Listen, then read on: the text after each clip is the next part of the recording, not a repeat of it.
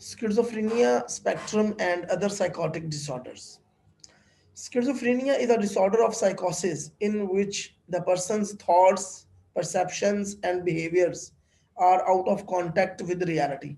यानी स्किज़ोफ्रेनिया के बारे में आपने पहले भी पढ़ा होगा कि इसमें जो है वो इंसान का रियलिटी कांटेक्ट जो है वो ब्रेक हो जाता है। वो कैसे ब्रेक हो जाता है?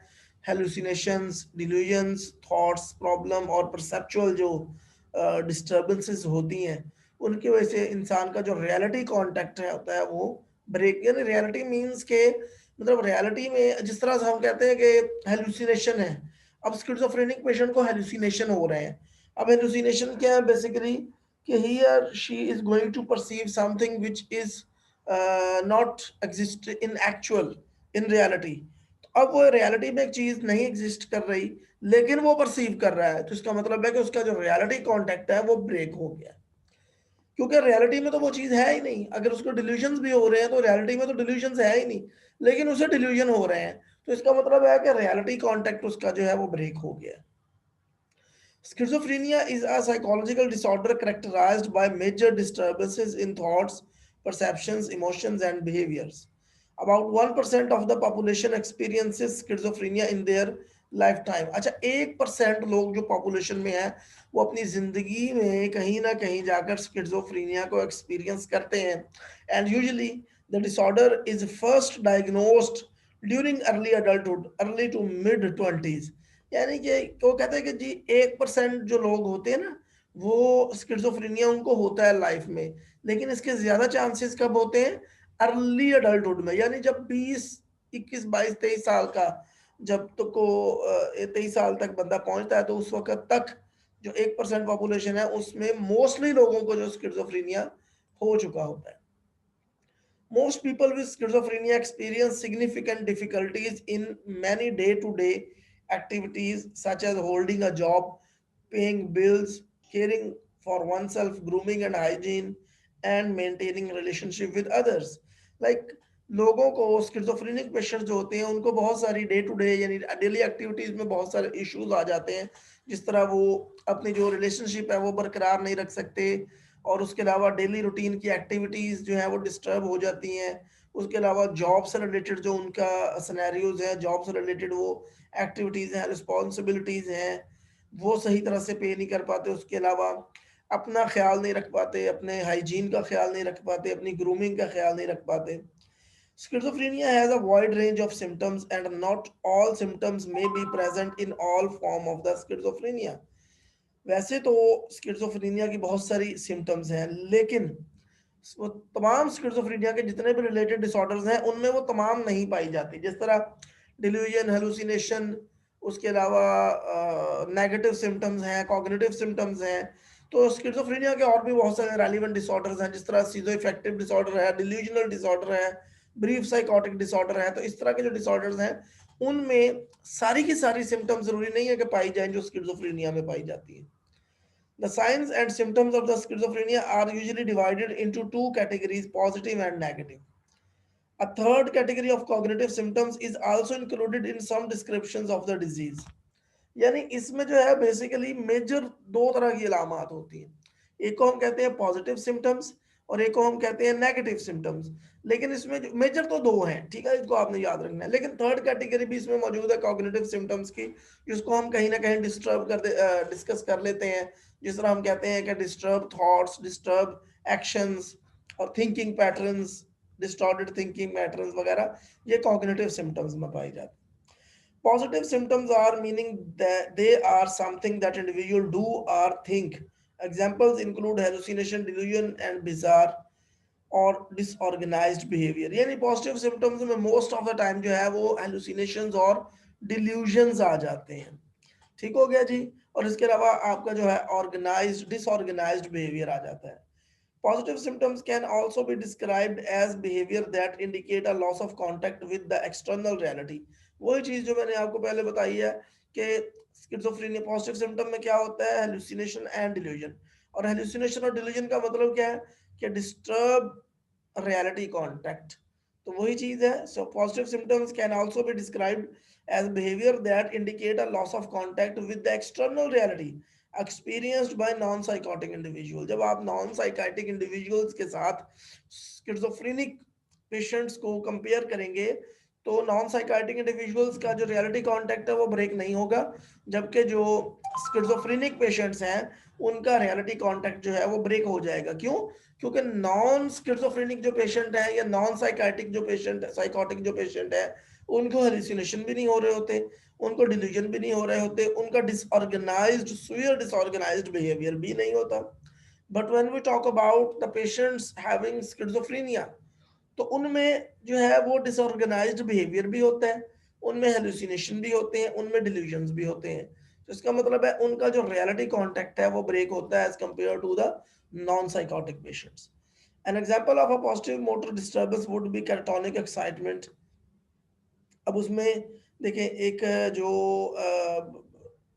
मोटर सिम्टम्स लाइक स्किज़ोफ्रेनिया में कुछ मोटर सिम्टम्स भी होते हैं, वो आगे जा कैटाटोनिक बिहेवियर टाइप, जिस तरह कैटाटोनिक बिहेवियर स्टार्ट हो जाता है इसमें, और आगे चल के मैं डिस्कस करता हूँ इसको ज़्यादा अच्छे तरीके से आपको समझ आएगी वहाँ पे।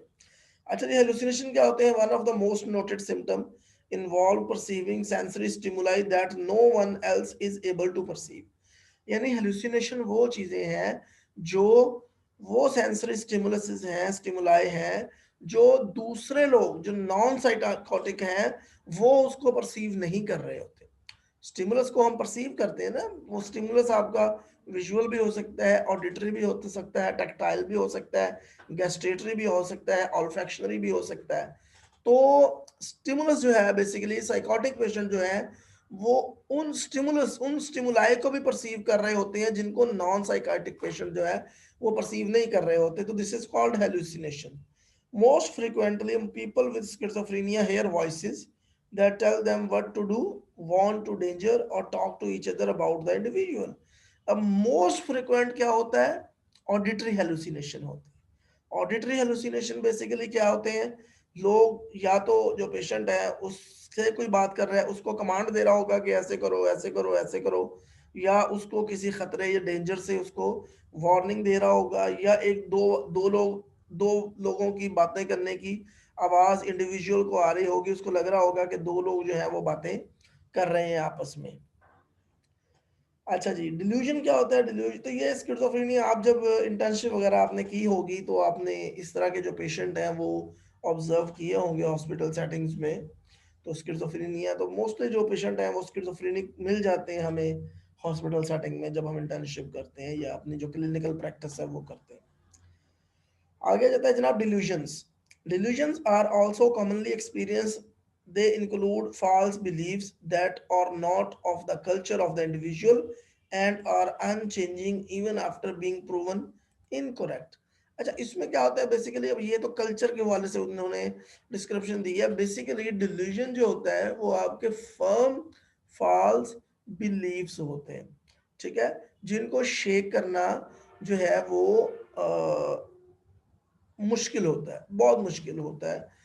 इवन के you can not shake the delusion with the presentation of the logical point of views।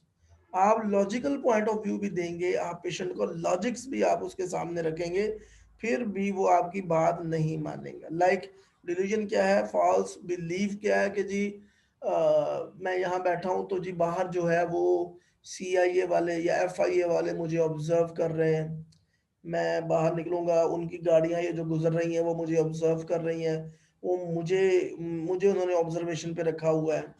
This is false belief, ठीक है। It's not, you can say not possible.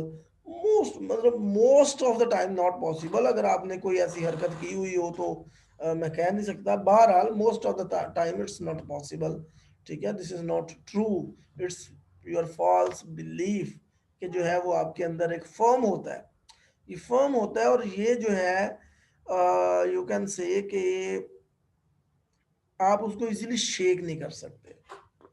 अच्छा जी, आगे जाता है नेगेटिव सिम्टम्स आर। अच्छा जी, ये तो हो गए पॉजिटिव सिम्टम जो हमने बात की अभी हेलुसिनेशन की और डिल्यूजन की।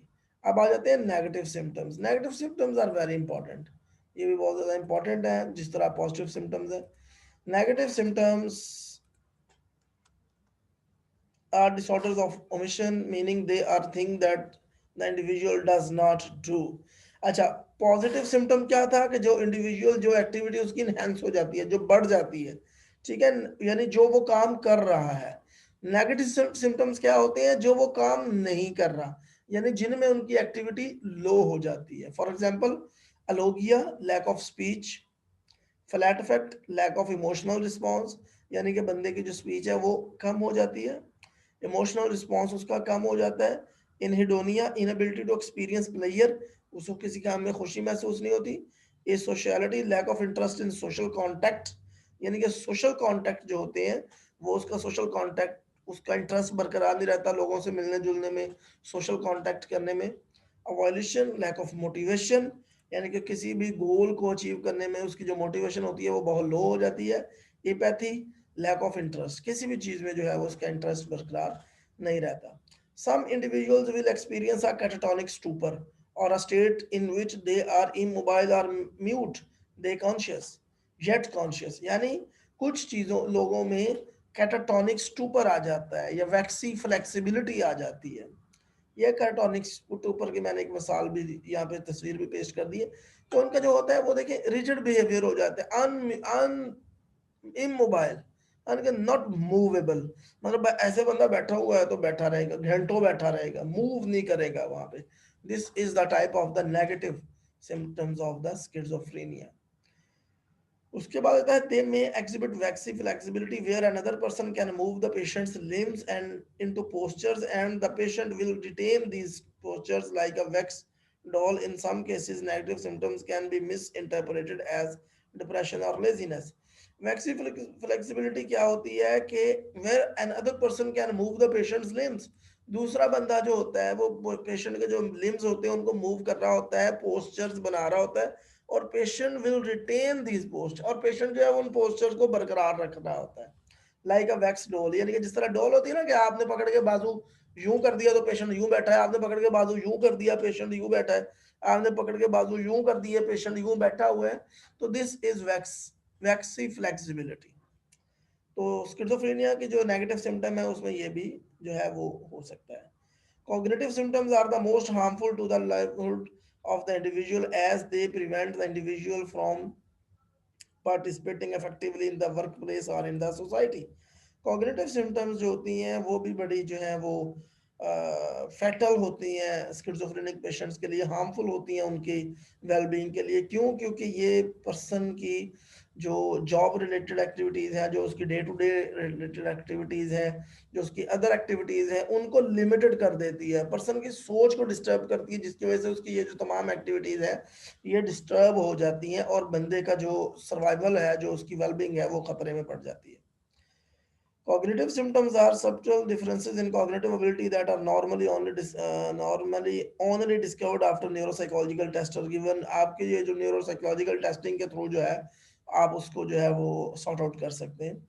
These include poor ability to observe or act upon information, lack of attention, inability to utilize working memory, like आपकी एग्जेक्टिव फंक्शनिंग जो है वो इसमें डिस्टर्ब हो जाती है, आपकी मेमोरी इसमें डिस्टर्ब हो जाती है, और भी बहुत सारी जो कॉग्निटिव जो परसेप्शन है वो आपकी पुअर हो जाती है, तो और भी बहुत सारे जो है वो कॉग्निटिव फंक्शंस जो है वो डिस्टर्ब हो जाते हैं इसमें। आगे जाता है स्किज़ोफ्रेनिया स्पेक्ट्रम। स्पेक्ट्रम का मतलब ये होता है कि जब आपका एक अम्ब्रेला टर्म है, schizophrenia is an umbrella term, एक ब्रॉड टर्म है जिसके अंदर दूसरी टर्म्स भी मौजूद है, जिस तरह हम कहते हैं ना autism spectrum disorder. Autism spectrum disorder basically अगर आपने डीएसएम 4 टीआर पढ़ी हुई हो तो उस वक्त जो ऑटिज्म था वो एक सिंगल डिसऑर्डर था, और उसके साथ आगे रेट्स डिसऑर्डर था, चाइल्डहुड डिसइंटीग्रेटिव डिसऑर्डर था, मुझे याद पड़ रहा है जो ये डिसऑर्डर्स होते थे। लेकिन अब उन्होंने क्या किया, अब उन्होंने डीएसएम 5 में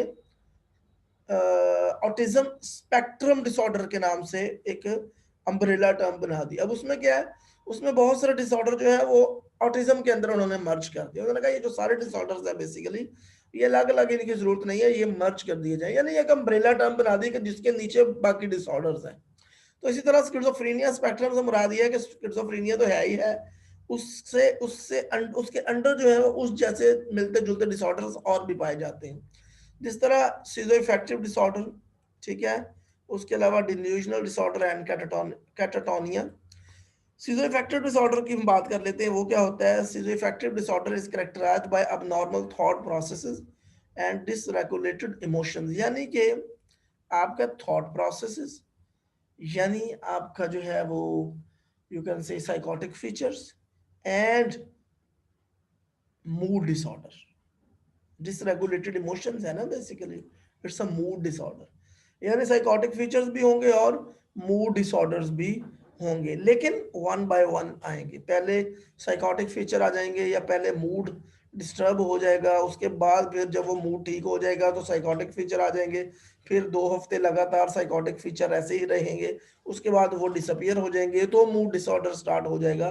तो इस तरह करके जो सीजो इफेक्टिव डिसऑर्डर बेसिकली, ठीक है ना, सीजो अफेक्टिव, दो पार्ट्स है ना इसके, जरा गौर कीजिए इसके नाम पे।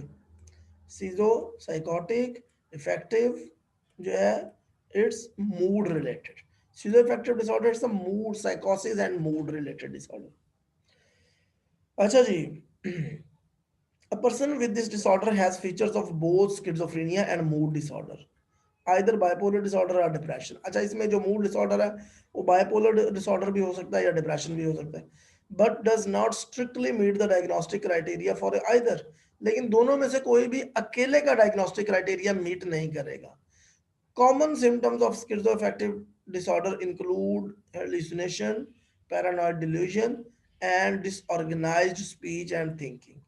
ठीक होगा जी। The DSM-5 distinguish schizoaffective disorder from psychotic depression or psychotic bipolar disorder by additionally requiring that a psychotic condition must last for at least 2 continuous weeks without mood symptoms। अब उसने डिफरेंशिएट किया है बेसिकली स्किज़ोफ्रेनिया को, psychotic disorder को mood disorder से। कैसे? उसने कहा ये बेसिकली ना मूड डिसऑर्डर है अकेला, ना इसको आप डायग्नोज कर सकते हैं स्किज़ोफ्रेनिया, बल्कि उसको उसने डिफरेंशिएट कर दिया। कैसे? उसने कहा 2 वीक लगातार विद आउट मूड सिम्टम जो है वो साइकोसिस के सिम्टम्स रहेंगे। उसके बाद क्या होगा? मूड डिसऑर्डर आ जाएगा। Although a person may be mildly depressed during the time, लेकिन बंदा जो है वो माइल्ड डिप्रेस रह सकता है। अब क्या उसने कहा कि लगातार 2 हफ्ते psychotic features like hallucination, delusion और डिसऑर्गेनाइज्ड बिहेवियर, ठीक है, उसके दरमियान में फुल मूड सिम्टम्स नहीं होंगे, लेकिन माइल्ड सिम्टम हो सकते हैं डिप्रेशन के। लेकिन ये डायग्नोसिस नहीं ना होगा, बेसिकली माइल्ड डिप्रेशन का डायग्नोसिस नहीं होगा। ये तो उसका जो मूड है वो डिप्रेस रहे, हो सकता है, मे बी रहे, नॉट ऑल द टाइम, कभी कभार। 2 episodes of psychosis and increase from 1 episode in the DSM-4 must be experienced in order to person of quality for the diagnosis.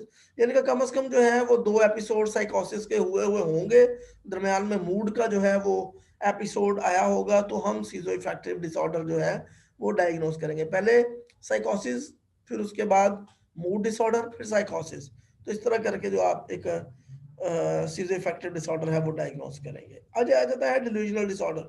Delusional disorder की वजह से मेरी यूट्यूब पे एक मैंने लेक्चर दिया हुआ है डिल्यूजनल डिसऑर्डर पे भी, स्किज़ोफ्रेनिया पे भी, वो भी आप सुन लीजिएगा, आपको ज़्यादा बेहतर तरीके से उसकी भी समझ आ जाएगी।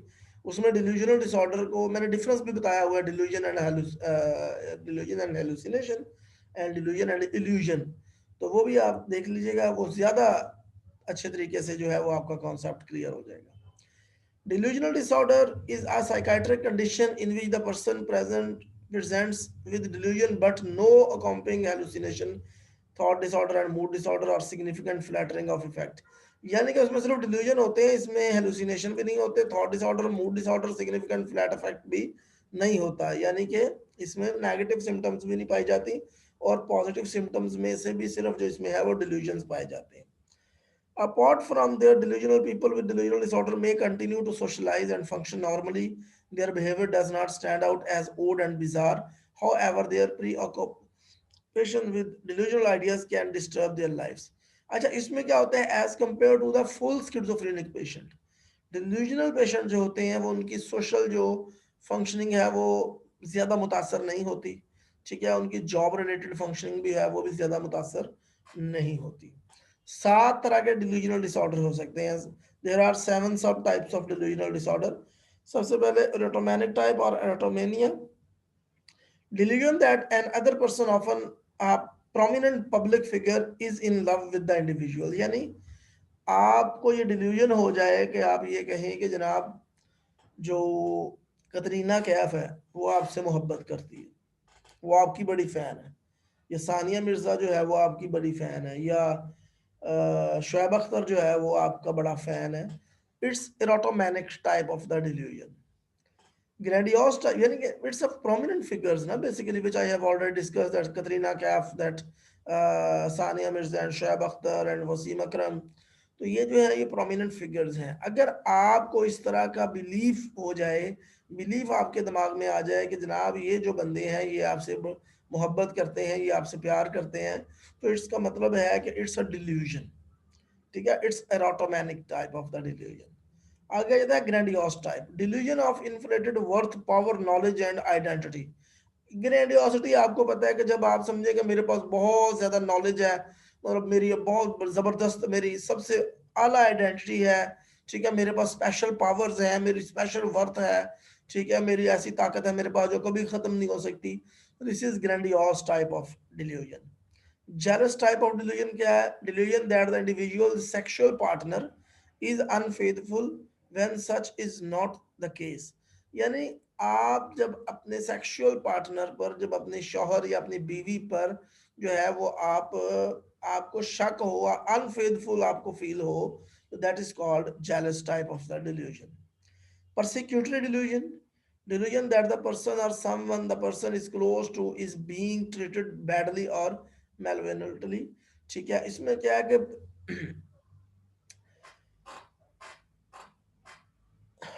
ये क्या था, delusion that the person is being treated badly.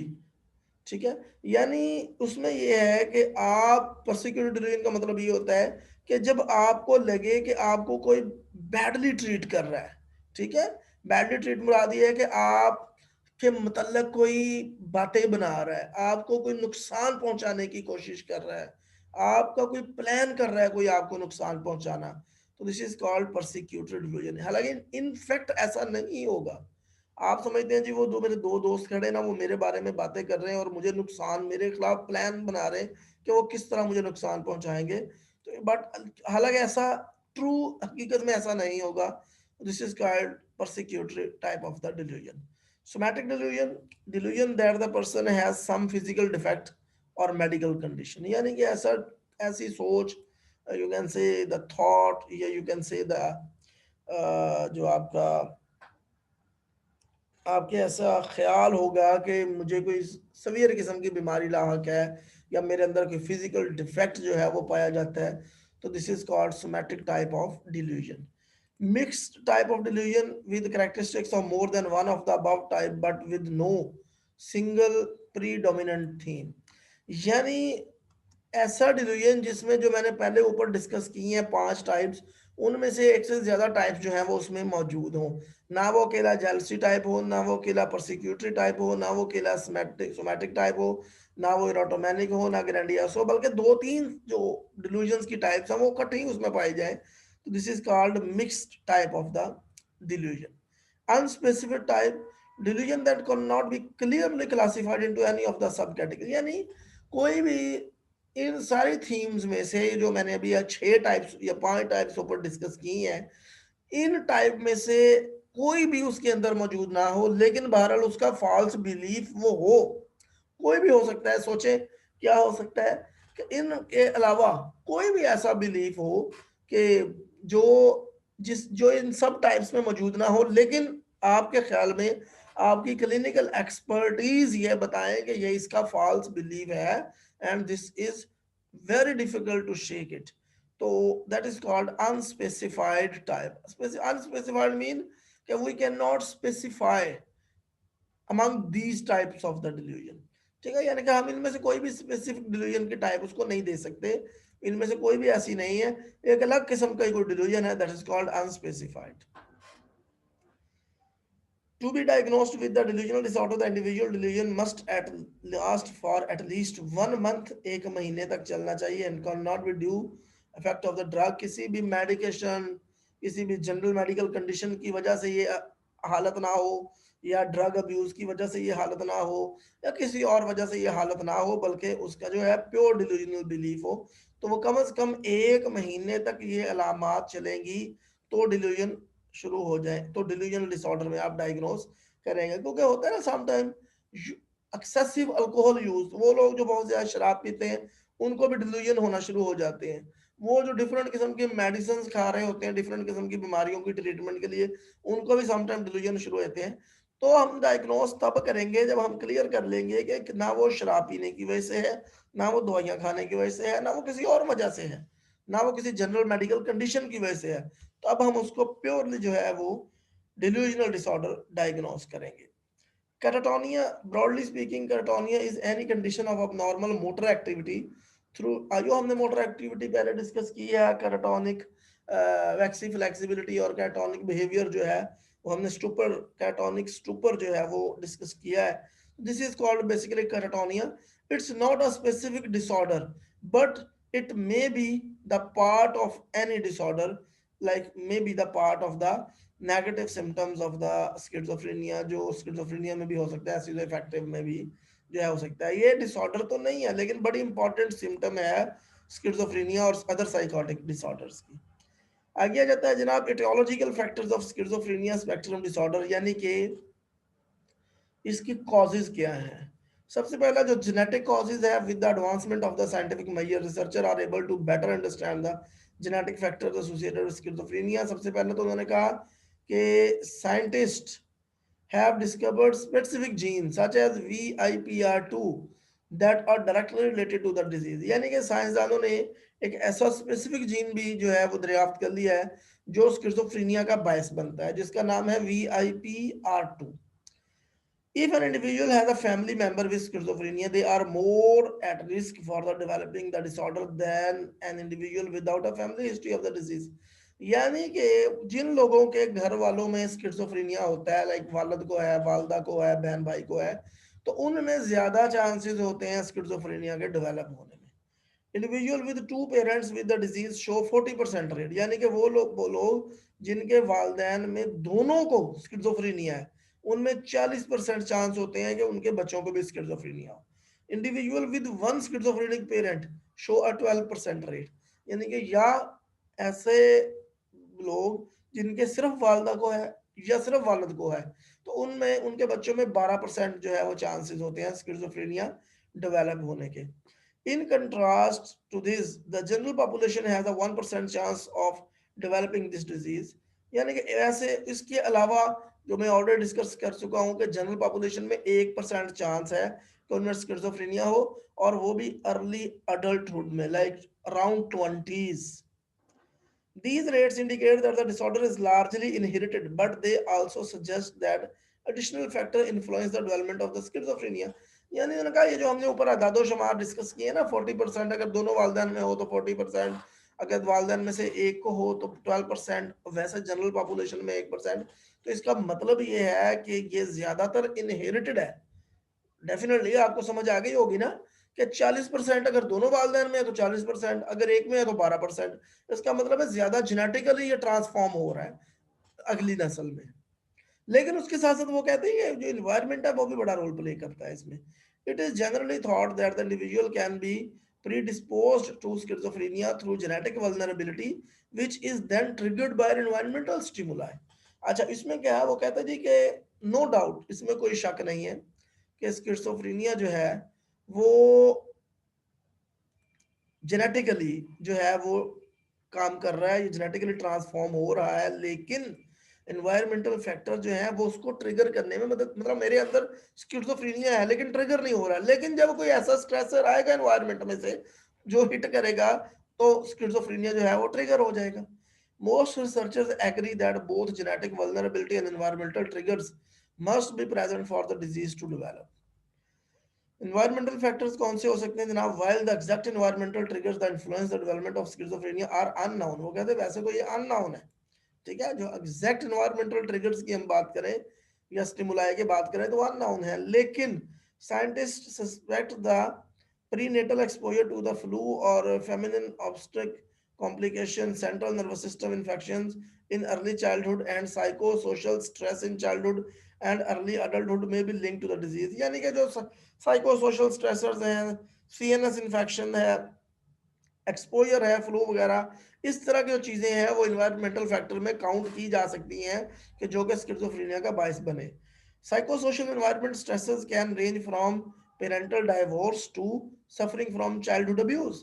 अब इसमें साइकोसोशल इन्वायरमेंटल में स्ट्रेसेस में क्या आ जाता है कि अब डाइवोर्स आ जाती है बच्चे के वालिदैन के दरमियान में, या चाइल्डहुड अब्यूज. अब एक बच्चा है ना, बच्चे में ज्यादा चांसेस कब होंगे स्किज़ोफ्रेनिया डेवलप होने के, या तो उसको चाइल्ड अब्यूज हुआ होगा, ठीक है, या फिर उसके वालिदैन के दरमियान में डाइवोर्स होगी और वो स्ट्रेस में रहा होगा इन वजह से, इन वजूहात की बिना पे. Individual who letter develop schizophrenia may also be more socially anxious and have emotional fluctuations. The pathogenic theory of the schizophrenia suggests that in utero exposure in the womb. अच्छा, यूटेरो का मतलब, इन यूटेरो का मतलब होता है इन द वॉम्ब. ये मैंने यहाँ से वर्ड जो है वो मीनिंग दे के लिख दिया था ताकि आपको इजी आसानी रहे.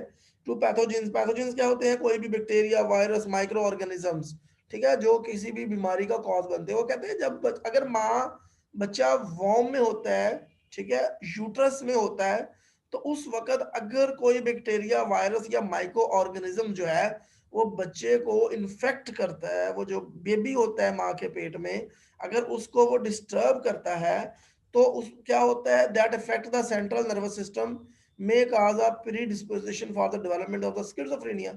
तो उसके सेंट्रल नर्वस सिस्टम पे जो है वो इफेक्ट होता है और स्किज़ोफ्रेनिया का जो है वो बायस बन सकता है.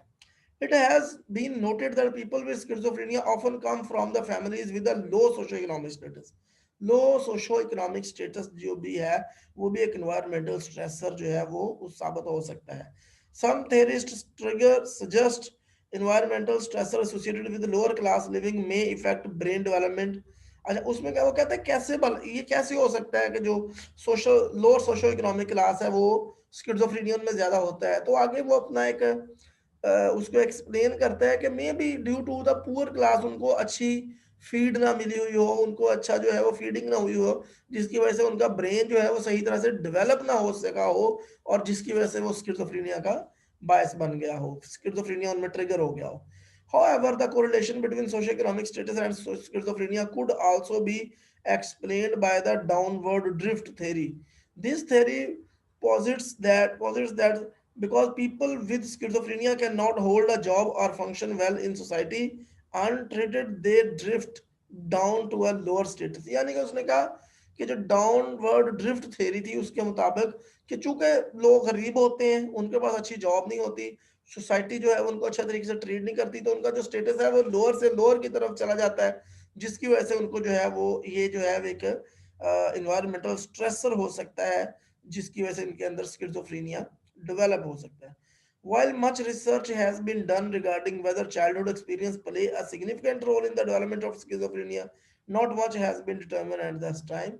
यानी कि उसके अलावा उन्होंने कहा कि चाइल्डहुड जो एक्सपीरियंसेस हैं वो क्या रोल बहुत ज़्यादा प्ले कर सकते हैं, लेकिन उसका जो रिसर्च का रिजल्ट था, उन्होंने कहा कि ऐसे अभी तक कोई इस तरह के रिजल्ट नहीं मिले कि बहुत ज़्यादा रोल जो है वो चाइल्डहुड एक्सपीरियंसेस प्ले करें. जिस तरह फ्रॉइड ने कहा था ना कि early childhood experience make the adult personality, ऐसे इसमें अभी कोई ऐसा जो है वो नहीं आप मिला. उसके अलावा neurological factor, research has shown that neurotransmitter activity is significantly related to the schizophrenia. उसमें फिर उन्होंने न्यूरो ट्रांसमीटर कौन कौन से आगे जाके dopamine theory of the schizophrenia, उन्होंने कहा डोपामिन जो है वो स्किज़ोफ्रेनिया का जो ट्रिगर करने में बड़ा अहम रोल प्ले करता है. The model claimed that the high function of level of the dopamine can be responsible for schizophrenic symptoms. अगर डोपामिन का लेवल हाई हो जाए तो वो स्किज़ोफ्रेनिया के जो सिम्टम्स हैं वो उनको प्रोड्यूस करती हैं. The simplest version of the theory suggest, वही चीज़ यहाँ पे वही उसने बताया कि डोपामिन जो है वो अगर सेंट्रल नर्वस सिस्टम में ज्यादा हो जाए, suggest that schizophrenia is associated with an increase of dopamine in the central nervous system. The dopamine hypothesis has helped. या अच्छा, इसमें अभी जो है वो प्रोग्रेस हो रही है, और प्रोग्रेस क्या है, the development of the psychotics, anti psychotic जो है वो बनाई जा रही है डोपामिन हाइपोथेसिस को सामने रखते हुए, क्योंकि मैं कह रहा हूँ ना कि डोपामिन का जो लेवल है अगर वो हाई हो जाए तो स्किज़ोफ्रेनिया होता है। तो उसकी मदद से अब एंटी साइकोटिक बनाई जा रही है कि ऐसी दवाइयाँ जो डोपामिन के लेवल को स्टेबलाइज करें, वो जो मूड जो मतलब उसको एक मेंटेन रखें, ताकि जो स्किज़ोफ्रेनिया है वो ना हो। अच्छा जी, आगे आ जाता है अदर न्यूरोट्रांसमीटर्स। अदर न्यूरोट्रांसमीटर्स कौन से हैं जनाब? Serotonin and glutamate, also linked with schizophrenia. Increased level of the serotonin are associated with positive symptoms. Glutamate has been theorized to exacerbate hyperactivity and hypoactivity in dopamine pathways, affecting both positive and negative symptoms. तो glutamate जो है उसके साथ साथ serotonin और फिर dopamine जो है, ये तीन बड़े अहम न्यूरोट्रांसमीटर्स हैं जो कि अपना रोल जो है वो प्ले कर रहे हैं स्किज़ोफ्रेनिया डेवलपमेंट में। आगे ब्रेन एरियाज कौन कौन से हैं जनाब? In addition to the neurotransmitter, specific neural circuit circuitry in various areas of the brain has been linked to schizophrenia. अच्छा, इसमें उन्होंने एक ब्रेन का जो है वो एरिया बताया हुआ है जनाब, कि जो स्किज़ोफ्रेनिया को जो है वो ट्रिगर करने में बड़ा अहम रोल प्ले करता है। Dysregulation of the neurotransmitter in the association cortex. Association cortex में न्यूरोट्रांसमीटर की डिसरेगुलेशन जो है वो स्किज़ोफ्रेनिया का बायस बनती है। उसके अलावा medial temporal lobe and hippocampus are associated with symptoms such as lack of focus and emotional dysregulation। यानी कि उसके अलावा जो टेम्पोरल लोब है और हिप्पोकैम्पस जो है, इसमें भी जो है वो स्किज़ोफ्रेनिया से एलिमेंट जो है वो चेंजेस आती हैं और वो स्किज़ोफ्रेनिया में मुख्तलिफ जो अलामात हैं उसको ट्रिगर करने में अपना रोल प्ले करते हैं। The thalamus can also affect symptoms in various ways. Decrease in the size of the thalamus में लीड टू हेलुसिनेशन। अगर थैलेमस का साइज छोटा हो जाए तो हेलुसिनेशन हो सकते हैं। Finally the basal ganglia also affect schizophrenia. This area is involved in the integration of the information from, यानी कि सिंपल आप याद रखें कि जो बेसल गैंग्लिया है वो भी स्किज़ोफ्रेनिया को जो है वो ट्रिगर कर सकता है। तो ये जो थे आपका स्किज़ोफ्रेनिया और उससे जो रिलेटेड साइकोटिक डिसऑर्डर्स थे, जिसमें सिज़ोअफेक्टिव डिसऑर्डर हमने पढ़ा, उसके अलावा डिल्यूजनल डिसऑर्डर पढ़ा।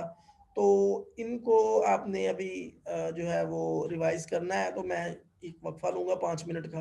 5 मिनट के वक़्फ़े के बाद इंशाल्लाह हम एंग्ज़ायटी डिसऑर्डर्स को जो है वो डिस्कस करेंगे। मेरा असल में आज डीएसएम घर रह गया, वरना मैं आपको और भी ज़्यादा डिटेल में पढ़ाता। और भी कुछ डिसऑर्डर्स हैं साइकोटिक रिलेटेड, लेकिन डीएसएम घर रह जाने की वजह से मैं ज़्यादा जो है वो नहीं पढ़ा सकूंगा। तो इंशाल्लाह जैसे ही मैं परसों मैंने घर जाना है वेंसडे को, तो मैं देखूंगा जाके कि कौन कौन से डिसऑर्डर जो हैं वो रह गए हैं। बहरहाल मोस्टली जो मेन डिसऑर्डर थे स्किज़ोफ्रेनिया और साइकोटिक से रिलेटेड, साइकोसिस से रिलेटेड, वो मैंने आपको पढ़ा दिए। तो थोड़ी देर बाद हम इंशाल्लाह एंजाइटी डिसऑर्डर्स डिस्कस करते हैं, उतनी देर हम सांस ले लें। तो आप भी पानी पिए और मैं भी जो है वो पानी पी लेता हूँ। Thank you.